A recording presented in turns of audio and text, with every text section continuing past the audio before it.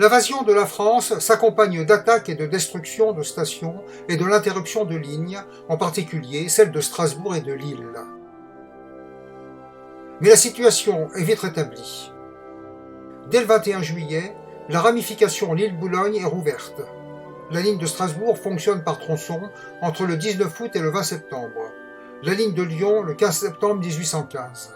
Les affaires avec l'Angleterre reprennent, ce qui provoque la suppression de l'embranchement Saint-Omer-Boulogne et la construction d'un embranchement Saint-Omer-Calais qui entre en service le 14 août 1816. En 1818, les frères Chappe proposent au gouvernement l'extension du réseau par le prolongement de la ligne de Lyon jusqu'à Toulon, la construction d'une ligne vers Bordeaux, la création d'un embranchement Saint-Malo-Cherbourg. Ces propositions ne sont pas retenues dans l'immédiat. En 1820, Ferdinand VII, roi d'Espagne, fait face à un pronunciamento. Louis XVIII veut suivre la situation avant d'intervenir. Il veut faire construire une ligne Paris-Bayonne par Bordeaux. Dans un premier temps, cette ligne n'est pas confiée aux frères Chappe, mais au contre-amiral Yves Le Coat de Saint-Aouan. Celui-ci propose de construire un télégraphe pouvant fonctionner de jour et de nuit. Il était composé d'un mât d'environ 10 mètres de haut, placé au-dessus de la maison des stationnaires. En haut de ce mât, une vergue longue de 6 mètres soutient 3 globes de 2 mètres de diamètre peints en noir.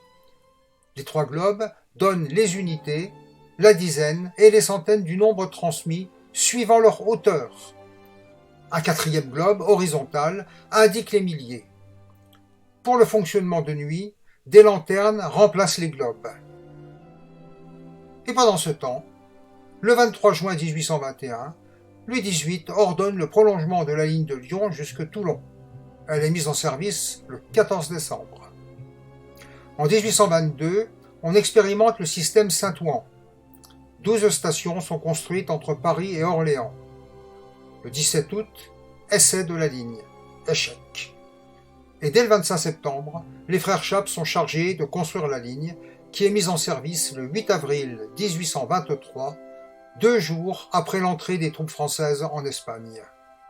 De 1826 à 1829, les frères Chappe reproposent des projets d'extension du réseau qui ne sont toujours pas acceptés.